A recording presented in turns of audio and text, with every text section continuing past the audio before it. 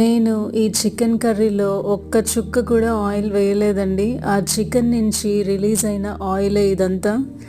ఈ చికెన్ ఏంటో మీరు కనుక్కోగలరా? ఇది నాటుకోడి కాదు, బ్రాయిలర్ కాదండి. చాలా టేస్టీగా అనిపించింది చికెన్ కర్రీ అయితే. ఒక్క చుక్క కూడా ఆయిల్ అయితే నేను యాడ్ చేయలేదండి కర్రీ చేసేటప్పుడు.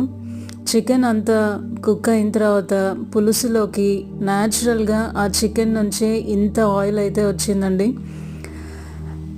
డైటింగ్లో ఉన్న వాళ్ళకి ఇలాంటి రెసిపీస్ అయితే చాలా యూజ్ అవుతాయండి. మన ఛానల్ దివ్యామృతంలో జీరో ఆయిల్ రెసిపీస్ ఉన్నాయి, తప్పకుండా చెక్ చేయండి. చాలా చాలా హెల్తీ రెసిపీస్ ఉన్నాయండి. వెయిట్ లాస్ అవ్వాలనుకునే వాళ్ళకి, డైటింగ్లో ఉన్న వాళ్ళకి, హార్ట్ పేషెంట్స్కి, కొలెస్ట్రాల్ తగ్గించుకోవాలనుకునే వాళ్ళకి చాలా యూజ్ అవుతాయి. మన ఛానల్ దివ్యామృతం సబ్స్క్రైబ్ చేసుకోండి.